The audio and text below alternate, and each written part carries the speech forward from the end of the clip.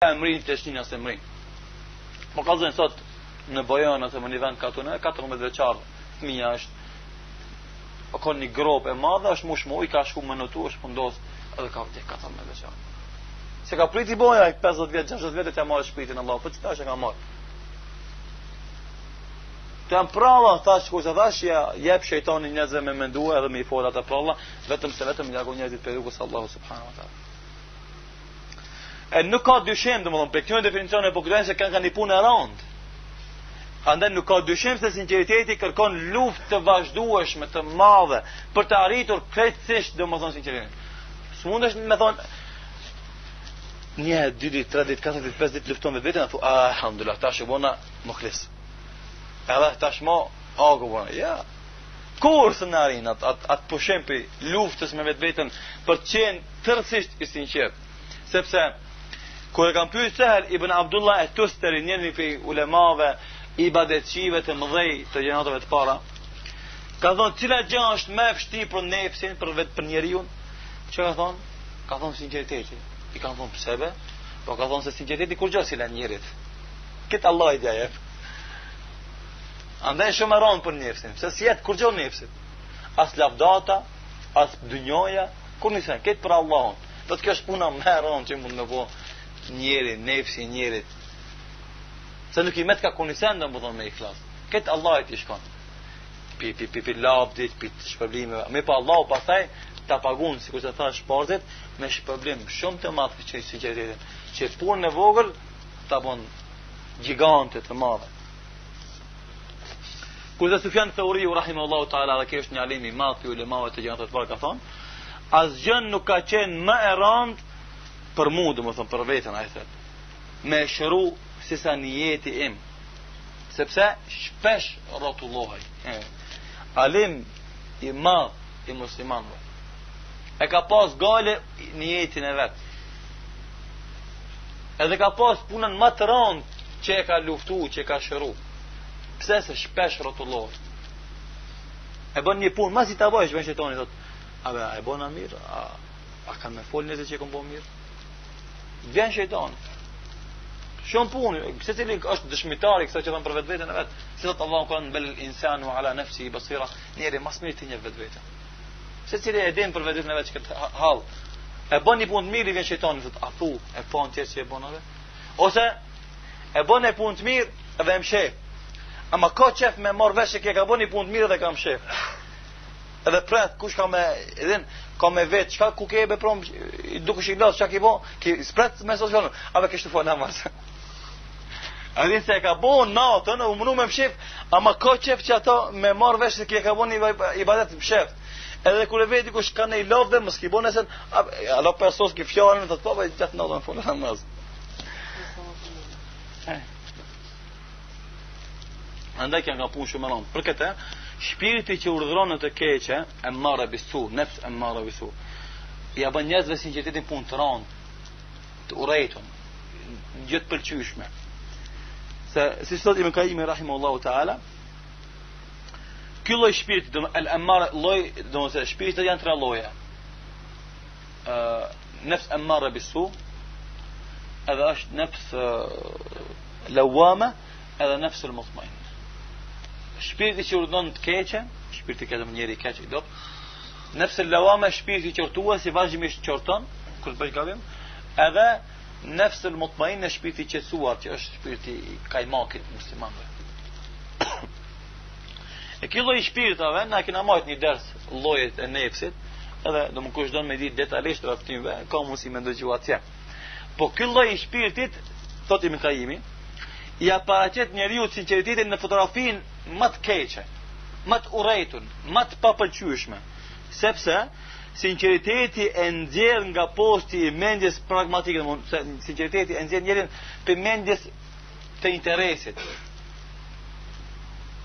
Edhe me bë dallavera e malverzime vetëm që me arrit njerëzit me lavdruat edhe me thon filoni Zoti është ose i mirë, për njerëzit me jetu. Sinqeriteti e largon nuk e bën njëri me jetu për njerëzit, por e bën me jetu për Allahun subhanahu wa taala. Andaj, kudo që i bën vepra sinqerisht, edhe nuk i bën për askën tjetër përveç Allahut, largohet ky njeri për njerëzve, edhe njerëzit largohen prej tij, ki urren njerëzit edhe njerëzit urren këtë domosht pse? Se shef se jeta e këtij nuk ka të përbashkët kurrë me jetën e atyve. Andaj ka dallime të mëdha, e këto dallime nuk ka mundësi të largohen asesi përveç se këtë largohet domethënë për njerëzve dhe këtë jeton me ibadet, ata të jetojnë me dunjon e tyre. Ka mbet edhe pjesa e dytë e këtij, po nuk e di se s'kemi shumë edhe kohë, ndoshta ka thirrë zonë Jacis. Thirrë zonë. Mashallah, e pas mi kohë, do të kalojmë edhe disa pika. Ajo është imcirat e rias edhe fshehësirat e saj. Do të thënë e kundërta e sinqeritetit është ria. Çfarë më thon ria? Vjen prej fjalës ra'a, yara. Që shef ka po. Do të thonë e bën një punë për ta pa dikush, ose ship për këtë sy e faqe. Do të thonë e bën për sy e faqe, për me të pa dikush se ti jetë e botë. Dije se përballë sinqeritetit janë disa gjëra. Për tyve është dashuria e kësaj bote. Për shembull, është përballë sinqeritetit. Se sinqeriteti është dashuri vetëm me Allahut. E kjo dashuria e kësaj bote është domosdoshmë që e shfrytëzon ti domosdoshmë ibadetin ose forca që ka dhënë Allahu për me fituar diçka kësaj bote. Ose dashuria e autoritetit, e postit. Ose dashuria e nderit. Ose riaja. Ose ujb arabisht është vetë mahnitja. Ti hish vetes në hoj si thot popullet e ne. Këta janë domosdoshmë munde që janë përballë sinqeritetit edhe e dëmtojnë ose e shkatrojnë sinqeritetin. Andaj ulemat kanë thonë se ria është publikimi i ibadetit me qëllim që ta shohin njerëzit. Do të thonë, e bën një vepër para këtyve që ta shohin.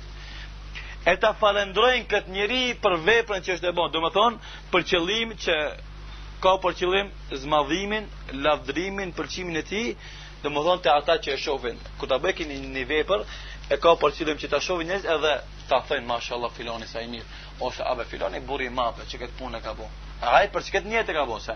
Edhe njerëz po thon, nëse dikush nuk e bën këtë me këtë niyet, atëra pse lavdojnë njerëz ka problem.